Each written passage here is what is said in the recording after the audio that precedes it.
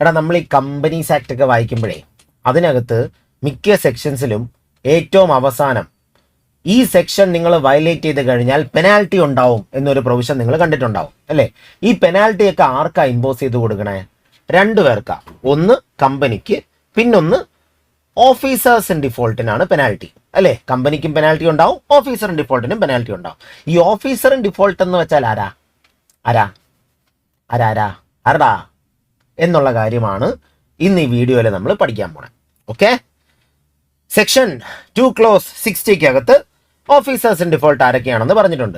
Okay, ഈ section പ്രകാരം ആരൊക്കെ ഓഫീസർ ഇൻ ഡിഫോൾട്ട് വായിക്കട്ടെ. ഒന്ന്, whole time directors.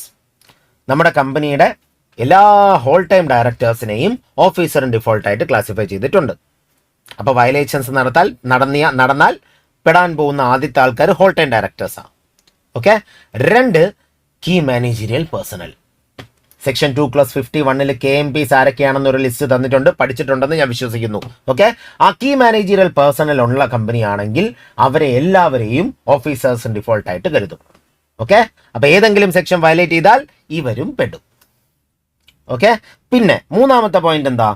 Where there is no key managerial personnel, such director or directors as specified by the board in this behalf and who has or have given his or their consent in writing to the board to such specification. എന്ന് വെച്ചാൽ എന്താ? എടാ, എല്ലാ കമ്പനിയിലും key managerial personal ഉണ്ടാവണം എന്ന് നിർബന്ധമില്ല. KMPs ഒന്നും ആരും ഇല്ലാത്ത കമ്പനികളും ഉണ്ടാവും. അപ്പം അങ്ങനെയുള്ള കമ്പനിയാണെങ്കിൽ, അതായത് KMPs ഇല്ലാത്ത കമ്പനിയാണെങ്കിൽ ആ കമ്പനിയിൽ ആരാ ഓഫീസർ ഇൻ ഡിഫോൾട്ട്? ആ കമ്പനിയുടെ board of directors board resolution പാസ്സാക്കിയിട്ട് ഏതെങ്കിലും 1-2 ഡയറക്ടേഴ്സിനെ ഓഫീസേഴ്സ് ഇൻ ഡിഫോൾട്ടായിട്ട് ഡെസിഗ്നേറ്റ് ചെയ്ത് വെച്ചിട്ടുണ്ടാവും. അങ്ങനെ board of directors board resolution പാസ്സാക്കി ഏതെങ്കിലും ഡയറക്ടറിനെ നിങ്ങൾ ഓഫീസേഴ്സ് ഇൻ ഡിഫോൾട്ട് ആണ് എന്ന് പറഞ്ഞ് ഡെസിഗ്നേറ്റ് ചെയ്ത് വെച്ചാൽ അവർ ആ കമ്പനിയുടെ ഓഫീസർ ഇൻ ഡിഫോൾട്ട് ആവും. പക്ഷെ അവിടെ ഒരു കണ്ടീഷനും കൂടി ഉണ്ട്.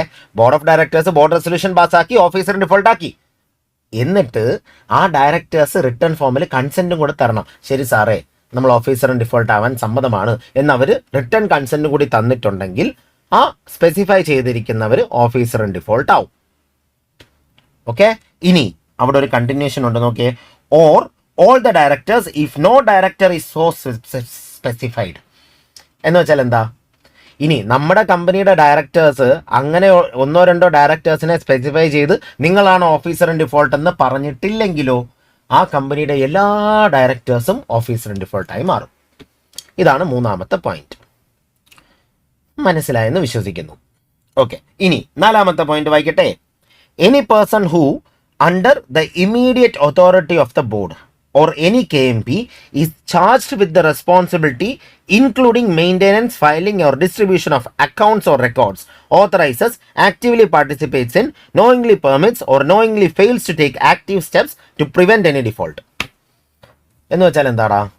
എടാ, എന്ന് വെച്ചാൽ നമ്മൾ സെക്ഷൻ 128ഉം 129ഉം ആ 2 സെക്ഷൻസ് പഠിച്ചത് ഓർമ്മയുണ്ടോ? 128 ബുക്സ് ഓഫ് അക്കൗണ്ട്സുമായിട്ട് ബന്ധപ്പെട്ട സെക്ഷനാണ്, 129 ഫിനാൻഷ്യൽ സ്റ്റേറ്റ്മെൻറ്റ്സുമായിട്ട് ബന്ധപ്പെട്ട സെക്ഷനാണ് അല്ലേ? ഈ സെക്ഷൻസിൽ കമ്പനിയുടെ ബുക്സ് ഓഫ് അക്കൗണ്ട്സും ഫിനാൻഷ്യൽ സ്റ്റേറ്റ്മെൻറ്റ്സും പ്രോപ്പറായിട്ട് പ്രിസർവ് ചെയ്യേണ്ട റെസ്പോൺസിബിലിറ്റി ആർക്കൊക്കെയാണെന്ന് പറഞ്ഞിട്ടുണ്ട്. ഓർമ്മയുണ്ടെന്ന് വിശ്വസിക്കുന്നു. ഇല്ലെങ്കിൽ ഇപ്പോൾ പോയി നോക്കിയിട്ട് വന്നു കേട്ടോ. ആർക്കൊക്കെയാ? MD, whole time director in charge of finance, അങ്ങനെ പറഞ്ഞിട്ട് കുറച്ച് ആൾക്കാരുടെ ലിസ്റ്റ് ഉണ്ട്. അതിൽ ഏറ്റവും അവസാനം such other person authorised by the board എന്നൊരു പോയിന്റ് ഉണ്ട്.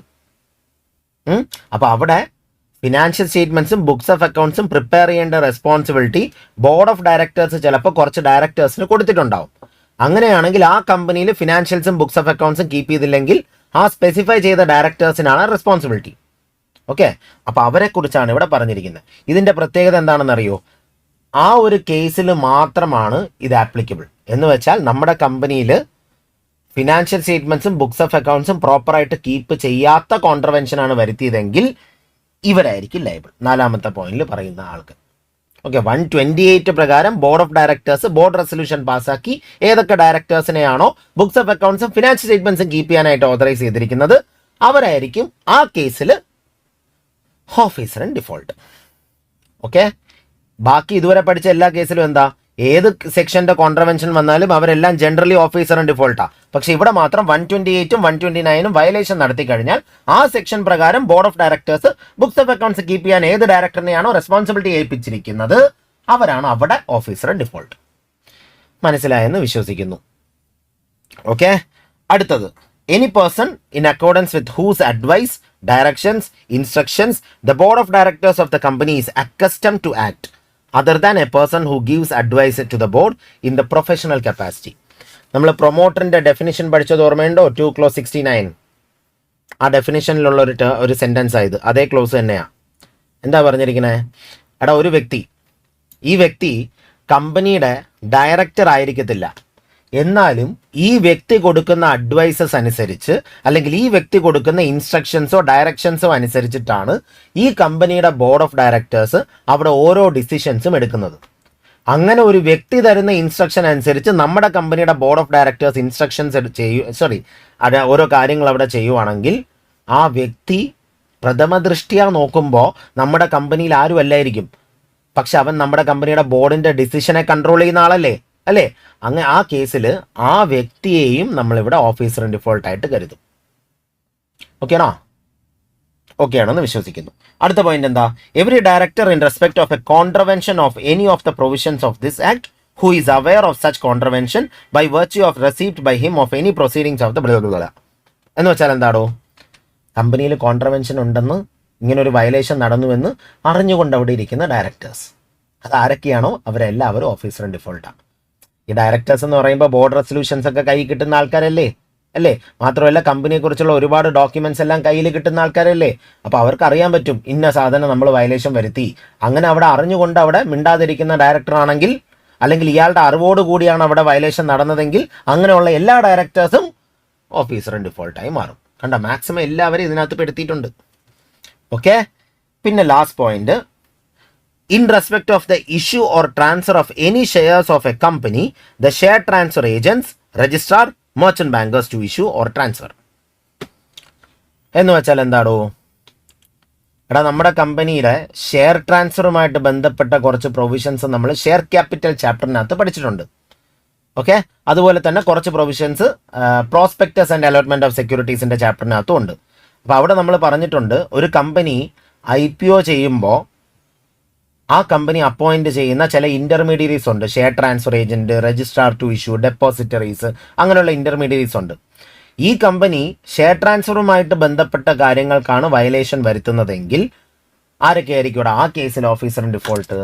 Share transfer agent, registrar to issue, merchant bankers, ഈ പറയുന്ന ഇന്റർമീഡിയറീസ് ആയിരിക്കും അവിടെ ഓഫീസേഴ്സ് ഇൻ ഡിഫോൾട്ട്. കാരണം ട്രാൻസ്ഫർ ഫെസിലിറ്റി മെയിൻറ്റെയിൻ ചെയ്യേണ്ടതും ട്രാൻസ്ഫറിന്റെ കാര്യങ്ങളെല്ലാം കൃത്യമായിട്ട് ചെയ്യുന്നുണ്ടോ എന്ന് നോക്കേണ്ടതും ഇവരുടെ ജോലിയാണ്. അപ്പോൾ അത് കൃത്യമായിട്ട് ചെയ്തില്ലെങ്കിൽ ഇവർക്കായിരിക്കും അവിടെ പെനാൽറ്റി വരാൻ പോകുന്നത്. ഇവരായിരിക്കും അവിടെ ഓഫീസേഴ്സ് ഇൻ ഡിഫോൾട്ട്. ഓക്കെ, മനസ്സിലായി എന്ന് വിശ്വസിക്കുന്നു. വൃത്തിക്ക് പഠിക്കണം, ഇവർക്കായിരിക്കും പണി കിട്ടാൻ പോകുന്നത്. ഇനി ഒരു കാര്യം കൂടെ പറയാം. ഇപ്പം നോക്കിയടാ, ഇതൊരു കമ്പനി. ഈ കമ്പനിയുടെ MD ആണ് മിസ്റ്റർ ജോമൽ. ഓക്കെ, ജോമൽ ആ കമ്പനിയിൽ MD ആയിട്ടിരിക്കുന്ന സമയത്ത് ആ കമ്പനിയിൽ ഒരു കോൺട്രവെൻഷൻ നടന്നു എന്ന് വിചാരിച്ചോ. മേ ബി ഒരു ഏപ്രിൽ മാസം 10-ാം തീയതി വരെ ജോമൽ ആ കമ്പനിയിൽ MD ആയിട്ടിരിക്കുമായിരുന്നു. ഏപ്രിൽ മാസം 5-ാം തീയതി ആ കമ്പനിയിൽ ഒരു കോൺട്രവെൻഷൻ നടന്നു. ഓക്കെ, 10-ാം തീയതി ആയപ്പോൾ ജോമൽ ആ കമ്പനിയിൽ നിന്ന് റിസൈൻ ചെയ്ത് പോയി. അത് കഴിഞ്ഞ് മെയ് 10-ാം തീയതി ആയപ്പോൾ ഈ കമ്പനി വയലേഷൻ വരുത്തിയ കാര്യം ഗവൺമെൻറ് അറിഞ്ഞു. ഓക്കെയാണോ? പക്ഷേ ഈ ഗവൺമെൻറ് ഇത് അറിഞ്ഞ സമയമായപ്പോൾ ജോമൽ ആ കമ്പനിയിൽ വർക്ക് ചെയ്യുന്നുണ്ടോ? ഇല്ല, അല്ലേ? അപ്പോൾ ജോമൽ ഓഫീസർ ഇൻ ഡിഫോൾട്ട് ആവുമോ? ഉറപ്പായിട്ടും ജോമൽ ആ കമ്പനിയിൽ വർക്ക് ചെയ്തിരുന്ന സമയത്തല്ലേ അവിടെ ഡിഫോൾട്ട് വന്നത്. ഇപ്പോൾ എക്സ് എംപ്ലോയി ആണ്, സോറി, ഇപ്പോൾ അവിടെ ഇല്ല, എക്സ് ഓഫീസറാണ്, അല്ലേ? എക്സ് ഡയറക്ടറാണ്. പക്ഷെ എന്നാലും ഈ കേസിൽ ജോമലിനെയും എന്തായിട്ട് കരുതും? ഓഫീസർ ഇൻ ഡിഫോൾട്ട് ആയിട്ട് കരുതും. കാരണം കോൺട്രവെൻഷൻ നടന്ന സമയത്ത് he was there. Okay okay, ഈ പോയിന്റും കൂടെ ഓർത്ത് വെച്ചേക്കണം. ബൈ.